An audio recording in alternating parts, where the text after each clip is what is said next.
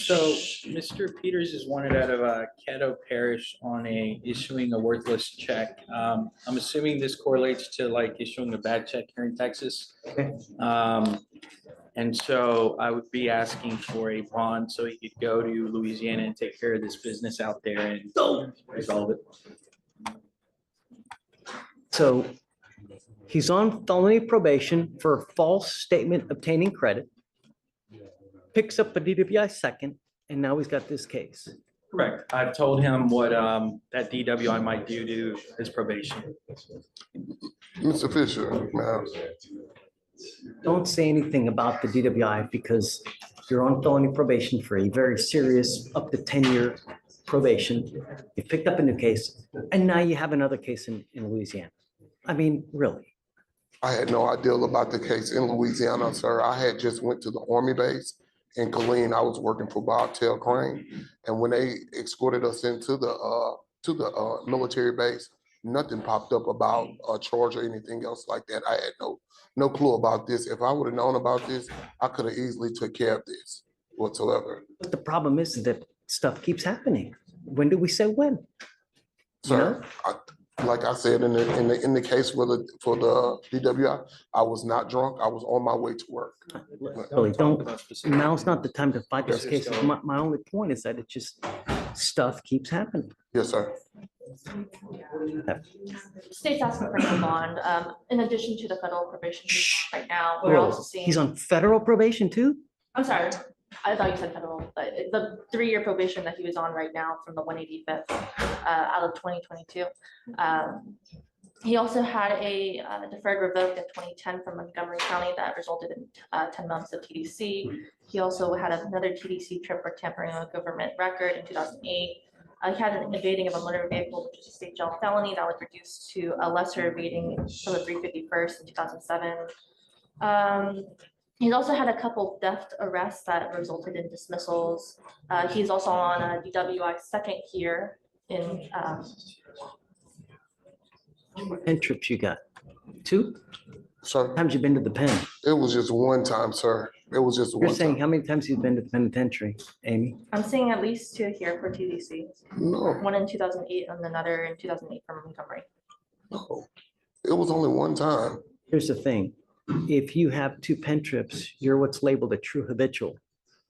Anytime you pick up a serious felony, you're looking at 25 to life. So when you're out there in the free world, you have to be extra special good, because if not, you could be looking at a minimum of 25 years to life. Yes, sir. No, I'm just giving you facts. Judge, if I could argue for my client a little bit, he does have criminal history. The issue here is he's got this DWI. He's made bond on that. He's got a bond there. He is on deferred as well in the 185th. I don't show a court date there. I don't see anything happening there as of yet.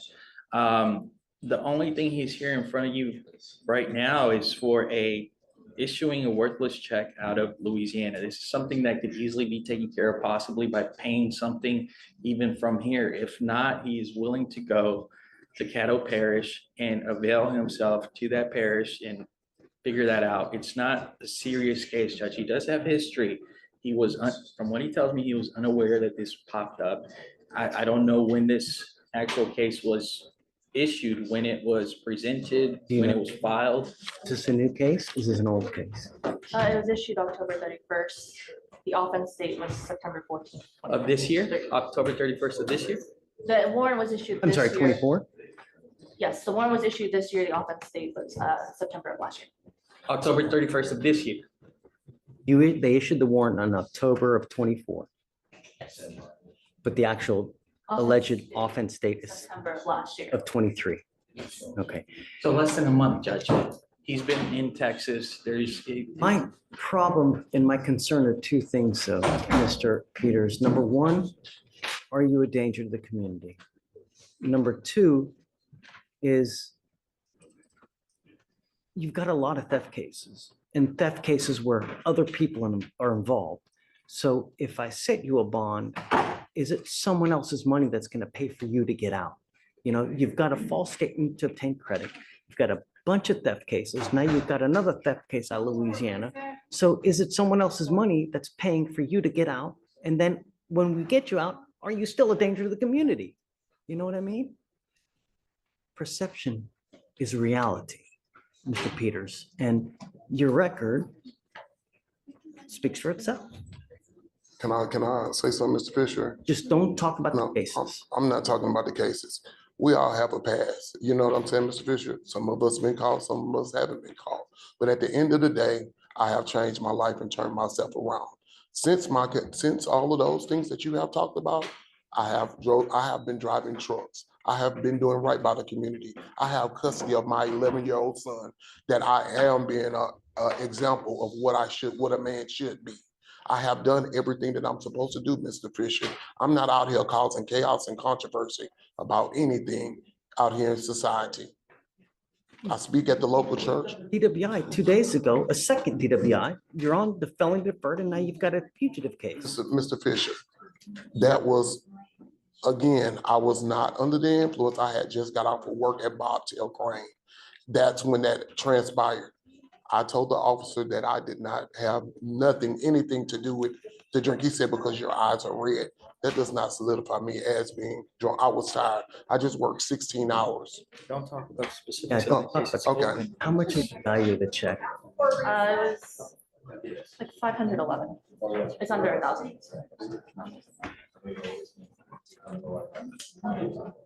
Judge, he hasn't made a mistake in your court. We're just Yeah, asking. but my concern, Ricardo, is where is he gonna get the money to pony it up?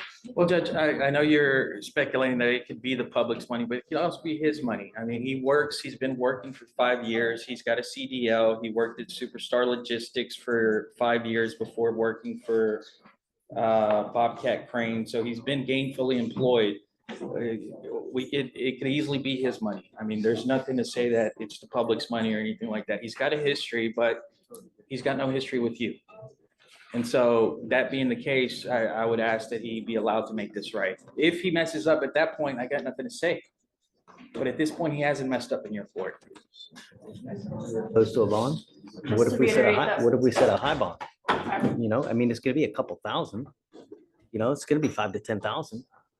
I can stop you, Judge, but our position is no bond. You know, the problem is that you're an inherent flight risk. So if I set you a bond, you're gonna have to pony up all that kind of money to get out. This is no 10% deal. You're a fugitive case, man. So when we set you a bond, you have to post it in its entirety. No 10%, no 20%, just because of everything that you have open, you are an inherent flight risk. So you got to be aware of that. So if I do set you a bond, it's going to be at least, 5,000, 7,500. There's no way possible that I can, if it's 100% of that bond, there's no way possible that I can do that, man. I'm trying everything in my power. Got a good job and everything else like that. I See understand. this, But this is just, not all bad news, because you're not wanted out of like Wyoming, Montana, Alaska, Louisiana. We have so many people here from Louisiana. We have buses coming about twice a week to pick up people to take them back and to bring them to from Louisiana. We really have, it's incredible the amount of people we have. So around 2 times a week, we have people shuffling in and out of Louisiana. What I would say is you should save your money and use that to hire a lawyer in Louisiana to fight your case. Because I'm telling you, has he waived yet? Yes. You'll be out of here within the next 2 to 3 days if you keep your waiver. Judge, if I may reiterate something, we're at November 7th. I'm still confused whether this was issued the 24th or the 31st. Either way, it's less than, even if it was the 24th, we're talking less than 2 weeks that this warrant has been open. He's got no knowledge of this. All of a sudden, he's being held 14 days in custody with something that just popped up. He's been in Texas working. I don't even know when the last time he was in Louisiana. This has been less than a month that he could have had notice that this was even present. They don't call him and tell him, hey, you got a warrant out. It's completely plausible that he didn't know that this was open. It hasn't been sitting for a year. It's been sitting for less than 2 weeks. Ricardo, the offense date was September 20 of 23, so it would have been like a year. The offense date, but when was the warrant issued? October of this year, October 24th or 31st? October 2024. Okay, so we're at November 7th, less than 2 weeks. Okay. I'm saying he had no notice that there was a warrant issued for him. He didn't know that, Okay, he didn't know the case was open. I don't know the last time he was in Louisiana. He hasn't been able to make this right. He's saying he didn't have notice of this, but the warrant has been open. I mean, I understand your argument, right? But it's still got to set him a bond. If he wants a bond, I'm going to set it, at a minimum of 5 to 7,500, Okay. and then you're going to probably have to make, I would assume, a good amount of that. That's just the nature of the beast when it comes to fugitive cases, right? But like I said, if you keep your waiver, chances are within the next 2 to 3 days, you'll be out of here regardless. You need to make the decision, but it's a matter of you're paying a ton of money to get out when you could also save that money and hire yourself a lawyer. Judge, one last thing. So we're talking about 100%. We're talking about, I don't know for sure. I'm just speculating. I've never been in the bonding business, so I have no that's my idea. understanding as well, that it's going to be 100%. Him, he's got a laundry list of priors. He's got 2 open cases here. He's got a fugitive case out of another state. Most probably a bonding company is going to want quite a bit of jack up front because you're a flight risk. Not only that, you're on a PR bond on the DWI second that they gave you. If you get held up there, it's very possible they revoke your bond on the DWI second. And then in the position you are here, you're going to be in the exact same position over there. That's why I'm saying, Your Honor. That's why I'm saying, Your Honor. I'm trying to get out to handle it and make it clear so that I can handle. I know that you're everything trying to else. get out, but my job is to protect the community. Judge Fletcher, Dave says he's in the Zoom room. Oh. Sorry, got a day coming in. All right.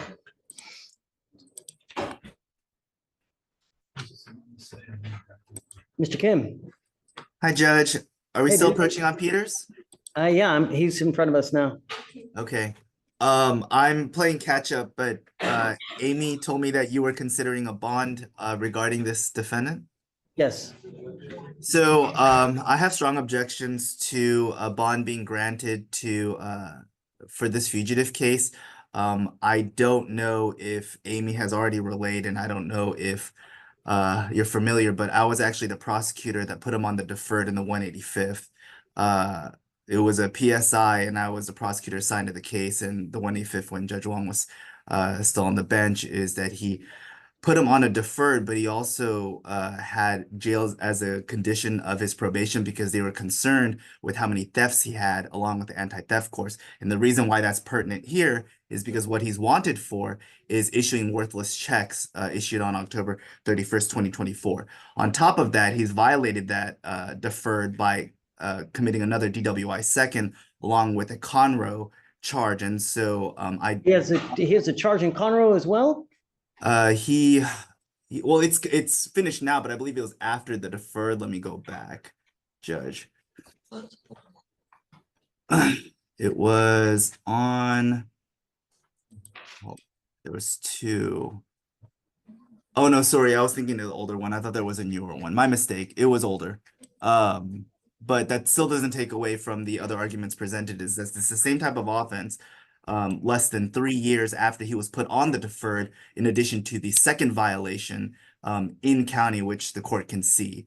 And that was as recent as 2 days ago.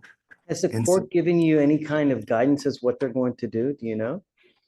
I mean, I For- don't see. Well, I mean, I haven't heard anything from the 185th, but because this fugitive case, the warrant was issued out on October 31st, there's nothing to say that the 185th won't revoke his deferred for the violation. So on top of the DWI sec, to say nothing of the fact that there are obviously technicals because there is a positive for alcohol. So it's a combination of things that even if the court grants a bond here, if they revoke or file the prosecutors in the 185th file a motion to revoke, he's going to be without a bond there anyway. Judge, 2 things. If it is 100%, we're talking about 5,000. That would be a $50,000 bond. on a worthless check case out of Louisiana.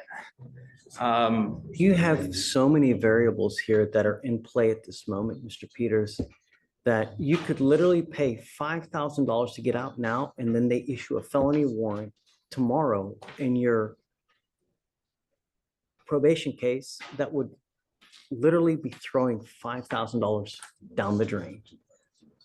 I would be very careful. I mean, I don't know how much money you have. I know I don't have that much money, but if you have just enough money to throw $5,000 away, I would be very careful because like I'm telling you, they could any day now file a motion to revoke your probation, a felony warrant's going to issue, and then all the money that you are putting into this is just it's out the tubes. It's out the window. Your Honor, I have to at least save my job so that I can do what I need to do to fight that DWI case. Nevertheless, I'm an innocent man until proven guilty. So whatever crimes I have done in the past, I have paid my time for that. I had did that when I was a younger man. I'm no longer that younger man that I was. Kidding? Who are you kidding? Done this when I was a younger man. It's a year and a half ago. You're on probation. Now you picked up a DWI. Now you got this. I mean, really, who are you kidding yourself? Just look. Just if you want me to set the bond, I'm going to set it at around $500 to $7,500. Okay, if you want to do it, do it. I'll give you time to consider. But I'm telling you, it's probably not one of the wisest ideas because within the next 2 to 3 days, you'll be out of here if you don't pony up that money. And it's very possible that they any day now file that motion to revoke because they're going to let the 185th know that you've picked up 2 cases from the time that you've been on probation, right? You have. You picked up a new case in Louisiana. You picked up a case here, right? While you've been on probation. That's not one of the things that you're supposed to do. So any moment, lickety spit, they're going to file a motion to revoke. And if Actually, Your Honor, if I may, if the court does set a bond, then I'm going to ask Amy. I would be in court right now, but I'm under the weather and I don't want to risk anybody else. And so if the court does intend to set a bond, then I'm going to send an email out to the 185th right now to see if they'll revoke the deferred. up to you. Talk to them about where we're You at. guys talk. I don't want you to make a rash decision because you got blinders on your eye to get out when you guys are in the driver's seat. Let me know what you want to do. Don't make a decision right here. Take your time, think about it, and then let me know what you want to do. Thank you, Judge. All right. Mr. Gold. Hello again, Your Honor. I got Joel Varela Villas. It Ready? is a deferred plea.